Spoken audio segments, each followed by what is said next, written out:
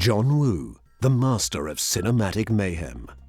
The acclaimed director who brought bullet ballet to Hollywood and revolutionized action cinema with films such as The Killer, Bullet in the Head, and A Better Tomorrow.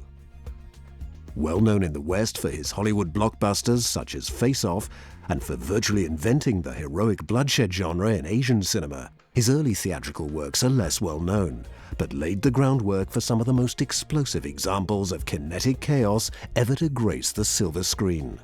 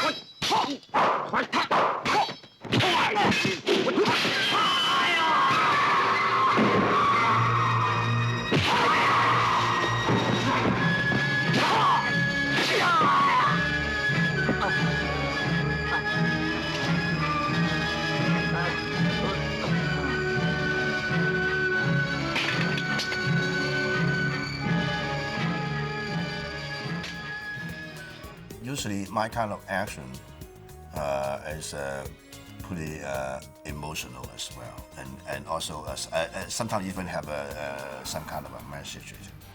You know, it's that like the movie I made, the Killer, A Better Tomorrow. You know, the Bullet in the Head. You know, it's, all the actions was for a reason. It's not only trying to.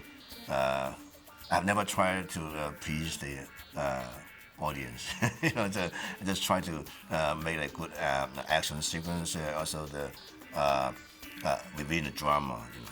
So like when I'm designing the action sequence, usually based on the character and the story. You know, is the action always is work for the drama. You know, so it's not the individual thing. So when I'm designing an action sequence, I have to consider in what kind of situation it happened, you know, and what make that kind of action happen, you know, and you know, like in Once a Thief, you know, there's a lot of martial arts actions moment, you know. So and then while we were on location, you know, I just came up with the idea. So okay, let's make fun with the martial arts, you know. So we came up with some very interesting idea to let the Zhou Yunfan holding the stake, you know, fighting like Bruce Lee, you know, and then made a lot of fun of it. After a couple of short films in the late 60s, John Woo quickly made a handful of martial arts movies with future stars of the genre, Jackie Chan and Sammo Hung. Fists of the Double K starred Jackie Chan and The Dragon Tamer's Sammo Hung. He also lensed the dark and gritty The Young Dragons for Golden Harvest, which featured early fight choreography by Jackie Chan. Of note in this film is a chaotic fight in a mansion and a duel on horseback, ideas that would crop up again in the John Woo canon, reaching their zenith in the showdown scene in The Killer and the motorbike duel in the blockbuster Mission Impossible 2.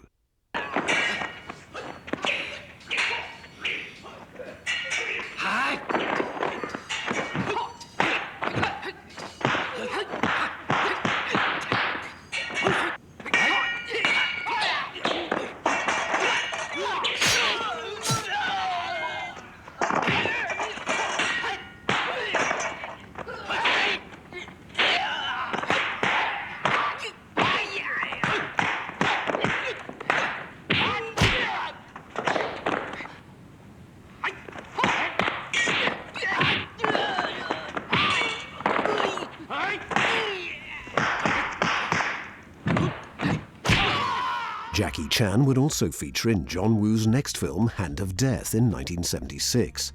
Another martial arts extravaganza, Hand of Death stars a very young Jackie Chan, and unusually, Sammo Hung is a villain, the kind of role he would not reprise until Sat Po Long in 2005. Once again, John Woo uses many themes in his movie that would reoccur throughout his career. One being a fight on the beach that would be repeated in his next film, Heroes Shed No Tears, as well as later in Mission Impossible 2.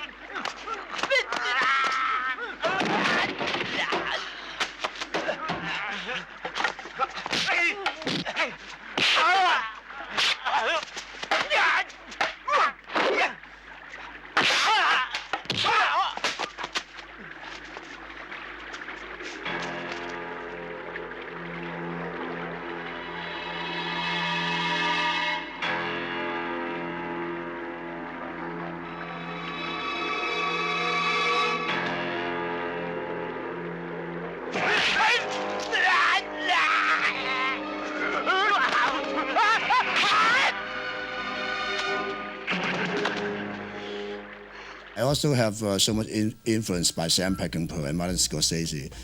And also I have so much admire of the French film director Jean-Pierre Melville. You know, he made a lot of Alain Delon's the kind of film. And I usually so fascinated about the gangster film. So that's why it made me so much interest to making the action movie. When I was a child, I was so much crazy about the musical. I usually put the musical element into my action sequence. So when I'm making the action sequence, just like making a dancing scenes, I usually use the soundtrack, the rock and roll music or the classical music to get the inspiration for the actions. So I'm for my action sequence, so much emphasize about the rhythm of the musical, about the beauty of the body movement from the musical. And also I'm so much emphasize the composition of the frame, the beauty of the camera movement. It's all based on the musical inspiration. So and it made me a new style. No matter what kind of movie I make, it always have the darker sides of the character, you know. So maybe it also was a part of my character, you know. And I also have the specialty for making a hero. I know how to make a hero. I know how to make my actors look great on the screen. Even though I'm working with John Travolta, Nicolas Cage, or even Ben Affleck, you know. So, and then I also, you know, know how to designing some things to make them look like a hero and look great, you know. So I think you know, the Chow Yun-fat, you know, Nick Cage and Ben Affleck and John Travolta, they were not action star, you know. They're the real actors, you know. So the interesting is how to make the real actors became a hero. So it's that's a pretty interesting thing to do. Over the next decade, John Woo filmed a string of comedies, mainly heartwarming tales that would evolve into the emotional core of his more famous heroic bloodshed films.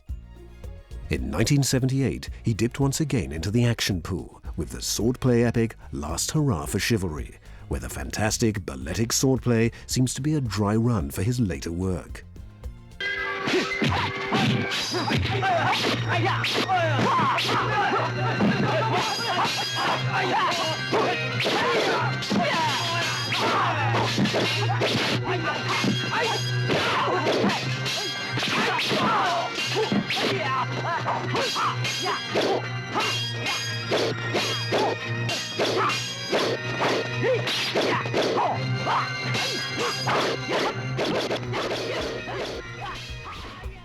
The central themes of male bonding, sacrifice, and honor are further cemented in Heroes Shed No Tears.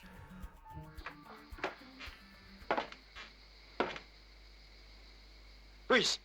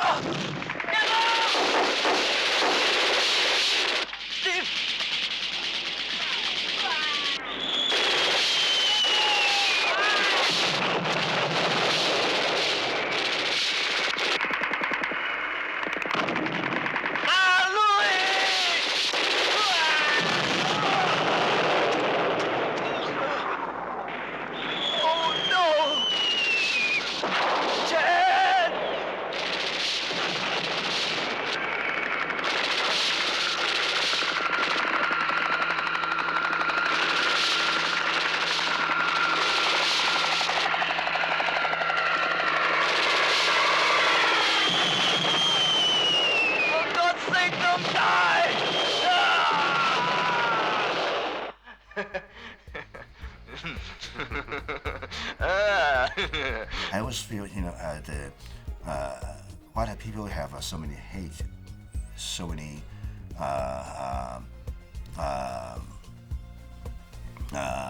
trouble, for living together, because it all because of a lack of understanding, and also there's a lot of misunderstanding in between people. So it's sometimes it causes a lot of pain. Sometimes it causes a lot of unnecessary fighting. So and then I think for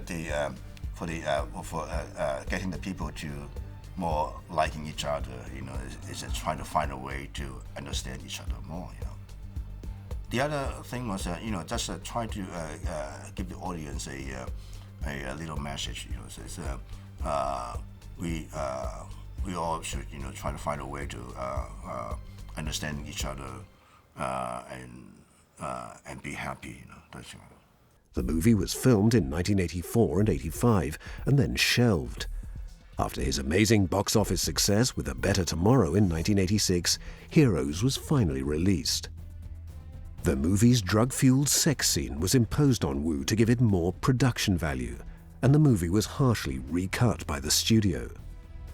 This situation would rear its ugly head again on his first Hollywood effort, Hard Target, even though its star, Jean-Claude Van Damme, was openly championing him as the Asian Scorsese.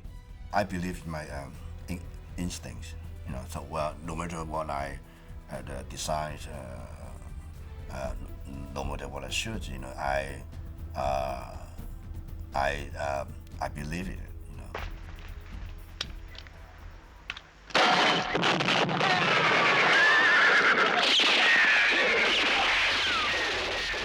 John was trying to find a stylized kind of action approach, like how to fire a gun, in what position, in what slow motion speed, and also from what angle to what angle. John will be very particular about the movement on the actor, something like that. He was trying to find a style of the movement.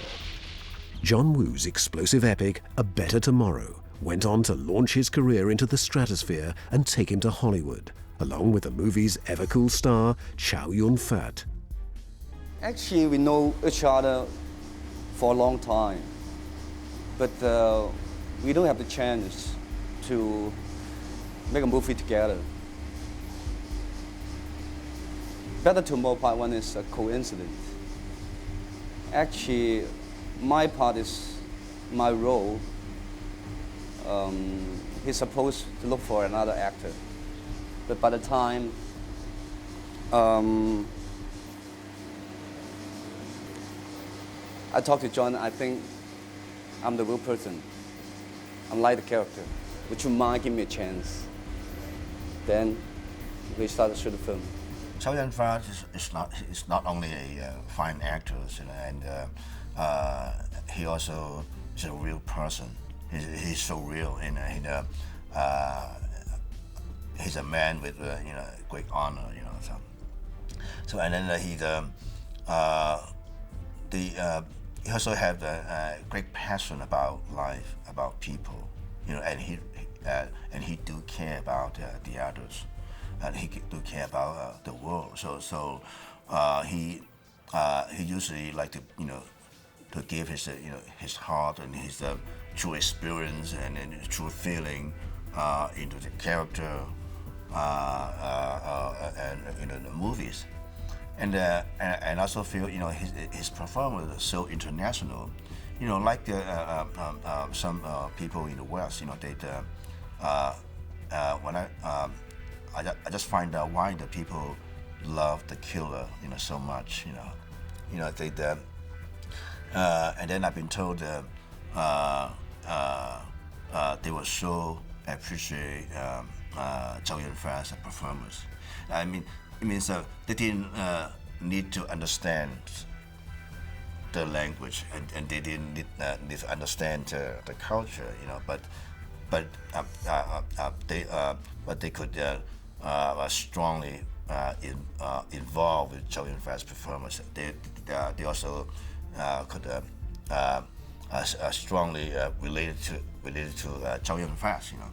So when they saw him, you know, cry, you know, I said, you know,